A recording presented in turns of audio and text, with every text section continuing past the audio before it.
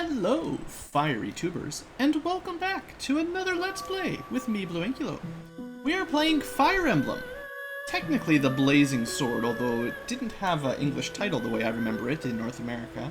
This was the first Fire Emblem to be officially translated to North America, and also the first Fire Emblem game that I played. Quite enjoyed it, and I've become quite the fan of the series. In fact, just this summer, recently, I've been playing quite a lot of Fire Emblem Fates on the 3DS. So that's got me back in the mood of playing some more and sharing it with you guys. So, you might forgive me a bit at the beginning here as I remember some of the mechanics from the older games. It's not the same as the Awakening or Fates one if you're only familiar with the modern Fire Emblems. But still got most of the same basic ideas. And if you have played it before, well, come along and enjoy the ride with me. It's a fun old tactical RPG. Old, I say. I guess it's relatively old nowadays. If you enjoyed stuff like Shining Force, it should be right up your alley. It's a little bit less open RPG stuff, but sort of map-based tactical stuff. But it's pretty cool. It's got permadeath and all kinds of cool things like that. Although we'll talk about exactly the difficulty as we get further into the game and how I'm going to deal with it. But I hope you enjoyed the intro there. I talked right over it, so you'll never know, just if you weren't reading that, you'll never know what the introduction is for the story. I'm sure you'll never be able to figure it out. If you're watching this in real time, like just as I'm uploading them, I am still going to finish off the other Let's Plays that are currently in the works. Shadowrun is not forgotten, I'll get back to that, and I have some endgame content for Final Fantasy V that I need to get around to as well, but I wanted to get back into the swing of things with a fresh one. I've been on a bit of a vacation lately, so it's time to get back to work, basically. This shows you a few of the basic classes here. I really like mercenaries. In most of the Fire Emblems, they're swordy. You know, swords are nice. There's class promotions and stuff later on, like Shining Force. If you had played the Japanese versions back on the NES and Super Nintendo, they would have competed right headlong with the Shining Force series back in the day, but for all of us English speakers, we didn't have that opportunity. Transporter, oh yeah, they do away with this eventually in the series, but yeah, we get to lug this guy around if we want to access the convoy for changing items mid-battle.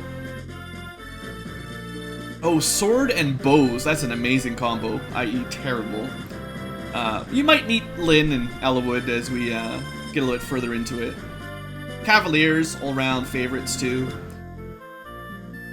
Horsemen. So, I'm not going to worry about tutorializing you guys too much here.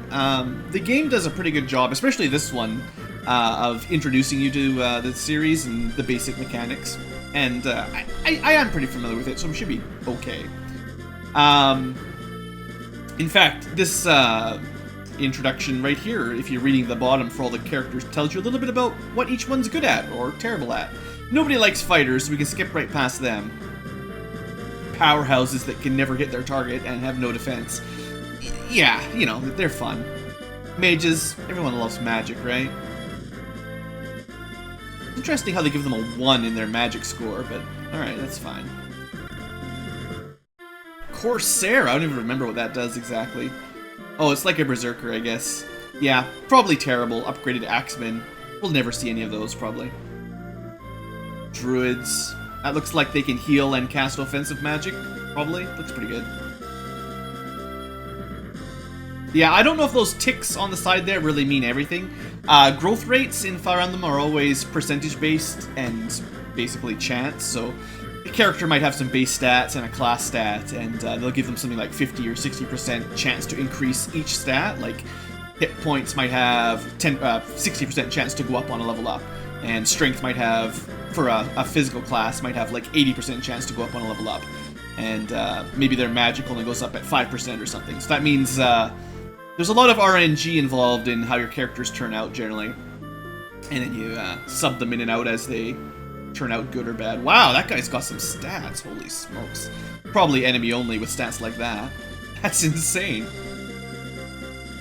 Oh, Lord. I know this Lord. This guy... Okay, this is the only axe wielder in the entire series that's any good. Yeah, we'll see him one day. And they're actually going through like all the classes here. This is more involved than I expected. That's pretty cool though. Anyway, this is one of my old favorite series for sure, so I'm looking forward to going through it with you guys.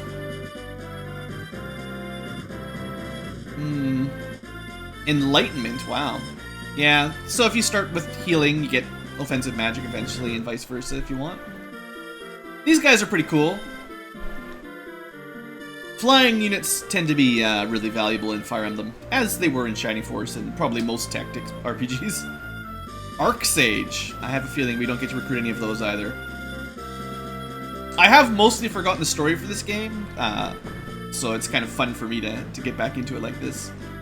Falcon Knight, upgraded Pegasus Knights. They tend to be very fragile, but if you can keep them alive, they're awesome.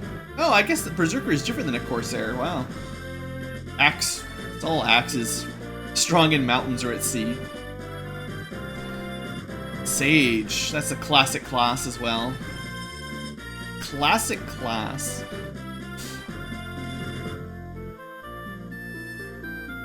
Sniper. If you like arrows, you know.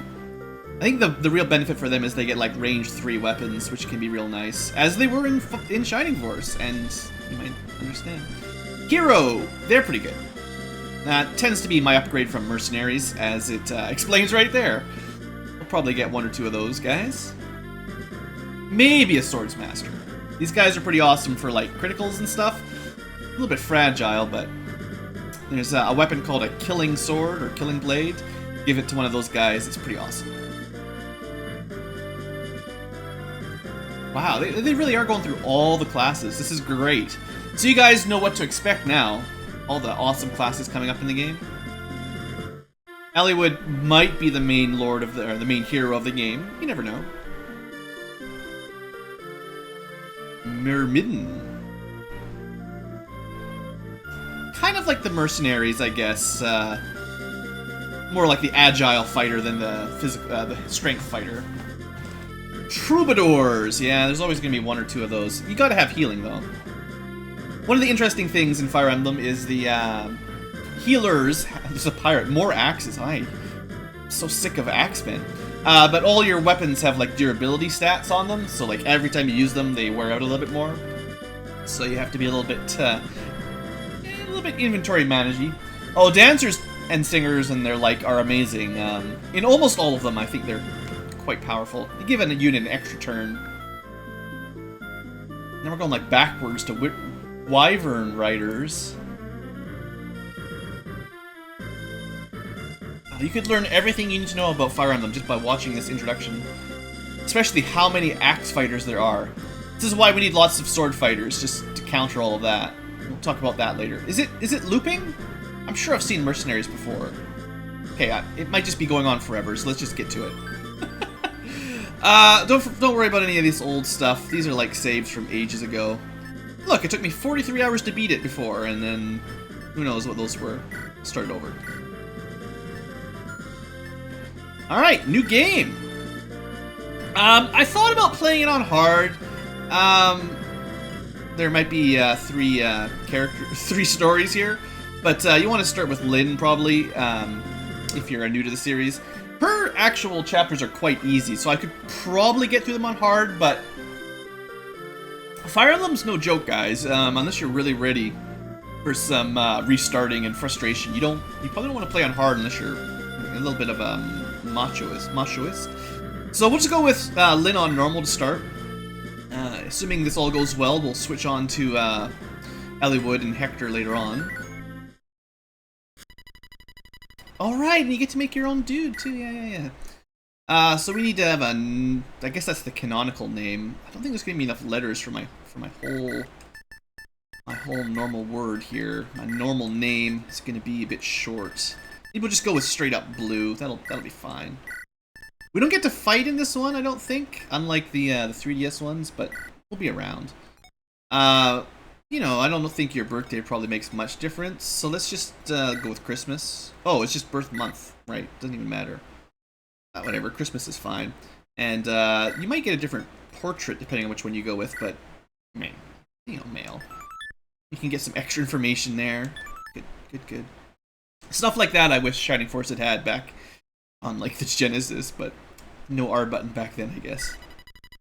Yes, alright, let's get to it. Let's at least start the game up and get the first mission done before this episode's over.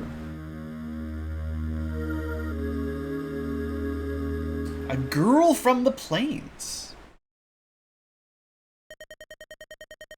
I decided I'm not going to do voice acting for this one because there's like a million characters and I'd never remember them all. So we'll just read along and just talk as it goes. So they're talking to us. That's me. They found me on the plains, which is a bad place to be. Not much of a fighter. Hey, Lynn, of the Lorca tribe. Thanks for saving me. Yeah, my name's Blue. I just introduced the audience a few minutes ago.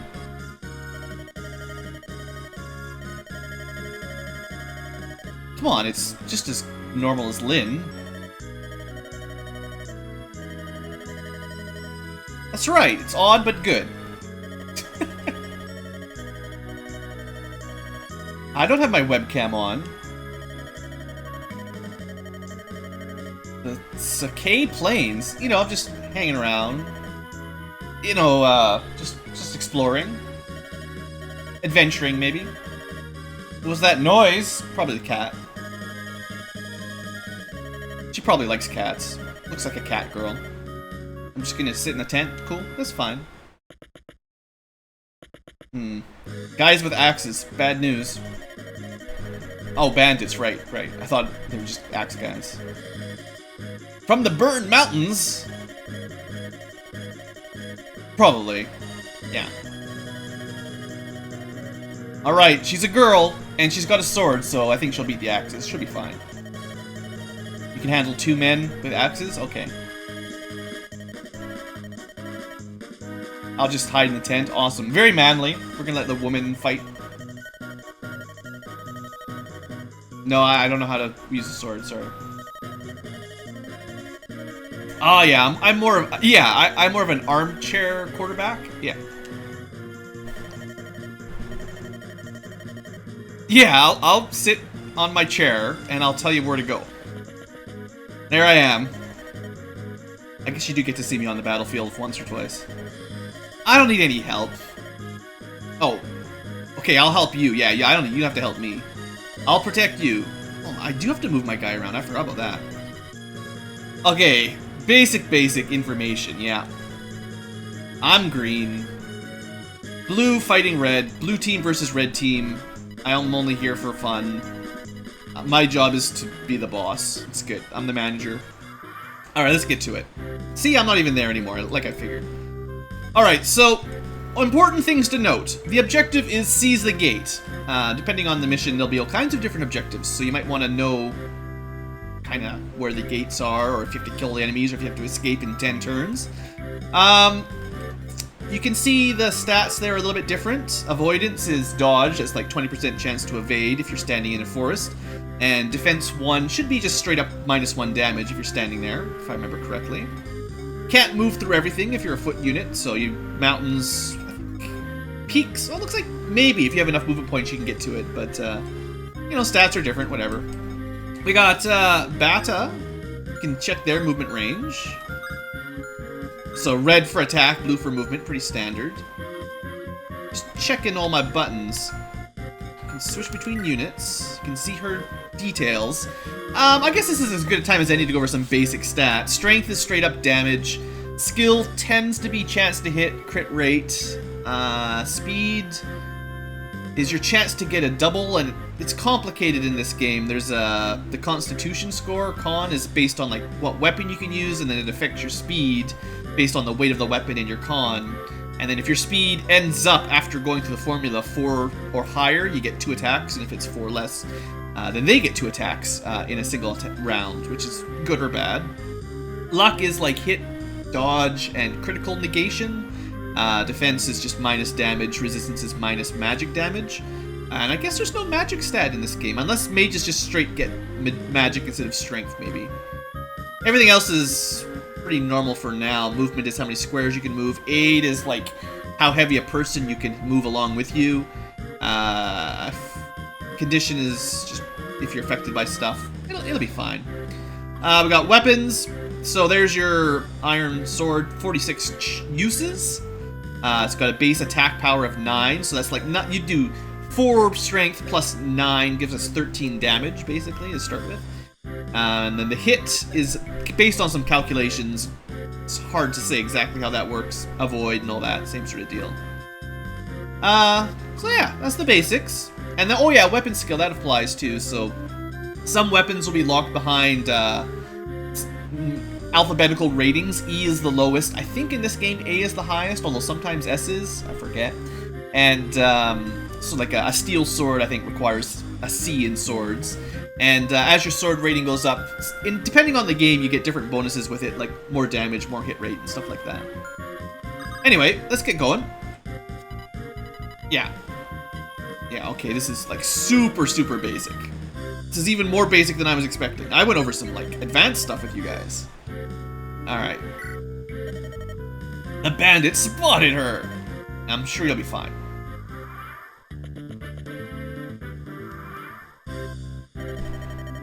Alright, let's attack him. Yeah. We're gonna move on this side so we're a little bit closer to the boss to save some time. And we're gonna attack. Yeah. Thanks, game. So, pick your sword, and then they give you some stats here. Okay. Depending, like, sometimes it's a little bit hard to read these when you're just starting. We've got a weapon type advantage. That's why it's sword up and axe down. There's a little bit of a weapon triangle. Sword beats axe, axe beats lances, and lances beat swords. And that gives you plus hit and minus hit to the, like, he gets minus hit, we get plus hit in this situation. So you can see we should do 7 damage times 2. He'll do 10 damage, so it'll go, like, we don't do quite enough damage to kill him, and he won't do enough damage to kill us in one hit. I would actually normally say this is a risky move, because if he hits us, on his turn he'll get another attack first. If he got 39% chance to hit twice in a row, we would die, because he would do 10 damage times 2. So you wouldn't want to set that up, but I'm pretty sure we'll be okay. He missed anyway, so there you go. Experience is on the same kind of curve as Shining Force. 100 gets you a... he did hit us. 100 gets you a level up, and you get more experience for fighting enemies stronger level than you. Lower level enemies give you less. I wouldn't be surprised if that was basically scripted to get hit exactly once during that fight. By the Gare to the west. A Gare is around? I didn't know that. Thanks, Lynn. Alright, yeah, you might want to heal yourself up. It's probably a scripted fight anyway, honestly. So some vulneraries. However you say that word. Vulnerary? I guess that's it. Probably heals like 10 or so anyway. Generally a good idea to keep one of those on most of your units. They'll save your life. You're welcome, Lynn. I told you to drink some potion. There you go. Let's go get that brigand. Alright, so this guy might be a little bit more dangerous. He's actually got a name here, Bata. I was hoping I could check out his stats before the fight. There you go. Level 2, so he's higher than us. But his stats look pretty bad. Like, he's got like no skill. So that's bad for him. Oh look, you can see even more details. Damage, hit percent, evasion, and number of attacks. Like I said, hit, evasion, and crit defense. Reduced damage. Magic damage? Look at this, all this stuff! Rescuing constitution. So this is like your size, yeah. It affects your weapon too, if I remember correctly. Yeah, so like, if we controlled Bata, he could rescue Lynn, but Lynn could not rescue him because he weighs too much, I guess. You need your A to be high to help people out. Traveler, because you can pair up, you'll see eventually. Elemental affinity, oh yeah, there's some support stuff. Not the same as the Fates and Awakening games, but there's a little bit. And feeling healthy, very nice. I guess you could probably do that with the, yeah, there you go. There's all the details on the weapon. That's the specific weapon strength. Yeah, that makes more sense. I probably did it wrong when I was looking at Lynn's earlier. Yeah, it's 9 attack, counting her strength. Because the weapon has an MT, it's just amount, I think it's supposed to be for. Or... No, it's might. I think it's shortcut for might. So the weapon has like a 5 might plus her 4 strength, gets the 9 on the bottom. There we go, that makes more sense. She's got like plus 16 hit rate from her stats. The weight is 5, which is exactly the same as her con, so her speed should basically be effectively 9 in battle. So yeah. Anyway, let's see how it looks. Again, I wouldn't say this is a safe attack, really, because if he hits us twice in a row, we're dead. But we really have no other choice here. We're just a girl with a sword. Who do you think you are? Bad of the beast. Okay, that's a bad start. Like I said, it's his turn next, and if he hits us, we're dead. Game over. Yeah, it's not good, Lynn. If I fall... How am I good? I don't even know how to run. I'm only good at sitting in chairs. Oh, and that's right. He heals because he's in the capital. Oh, she dodged. Lucky girl. Oh! That's a crit. That was some plot kill right there. I think that will always happen. She has a 1% chance to crit, but I'm pretty sure you'll just see that every time when you do this prologue. Alright, that's a pretty good level up. That was 5 out of 8 stats up. Not bad.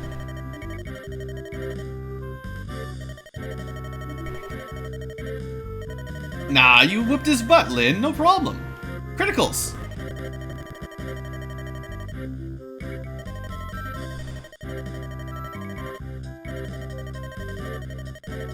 That's the spirit. I like her hair. Green hair, green eyes. She's cool. Alright, she gets experience, she gets levels up. You get the drill, guys. It's an RPG. And then, yes, you do have to... Remember, the objective was seize gate, so we actually have to do that. You could use a vulnerary at this point. Vulnerary, whatever. It's a weird word. If you wanted to heal up, but it would be a waste. Don't waste your items in this game, because you got limited money, generally.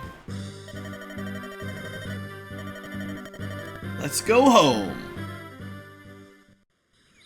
Alright. Good morning, Lynn.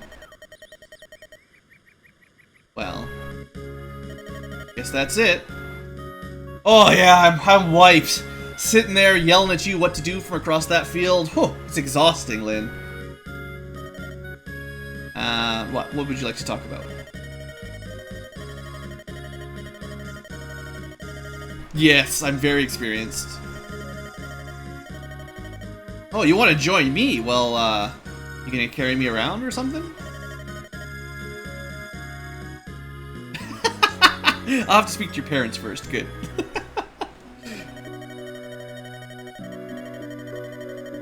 Oh, wait. She has no parents anymore. Well, that's classic RPG heroine setup. Oh.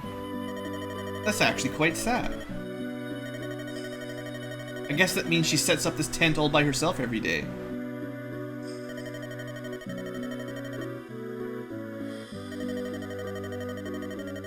Of course he was.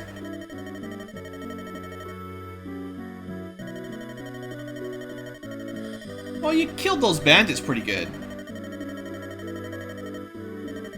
Oh, you're no Khaleesi, I guess.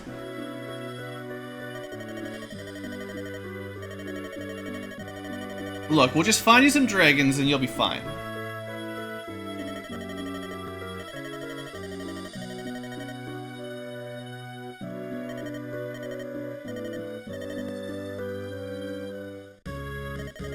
That's all. She just needed to talk it out. She's good. You want my body? Oh, you just want to be stronger. Fine. I thought she was trying to hook up with us. You know, we were going to ask about her parents, you know, make sure we had permission to travel with her, and then... taught you something. Yeah, you actually got stronger, so that was good. Yeah, you gotta kill people, and then you get stronger. It's easy. I'll train you? Oh, sure. If I can sit here and tell you to go kill guys, you got it. That's a good job. How much do I get paid for it? Wait, we're gonna talk about the paycheck first. I'm not sure what I'm getting out of this, honestly. But yeah, I'll be your master strategist, sure. There are actually people who are better than her, so she's never going to be peerless. She'll always have peers, and probably superiors. But she is pretty good. Travel with Lynn! Yeah, okay. Yeah. Turn the instruction window off. Wow, imagine if Clippy just told you to shut himself off. Anyway, that was that. So we're gonna use these chapter breakpoints to end episodes where possible, because that makes a lot of sense to me. So yeah, thanks for watching, folks. Hope you're excited for the series. This first one, well, it doesn't give you doesn't get too deep into the combat mechanics or how the game's gonna work. We'll have teams up to probably 12, 15 size against much larger armies of enemies, and we'll get to see some interesting tactics as we go along, hopefully. Anyway, thanks for watching, folks. Hope you've enjoyed, and have a great day.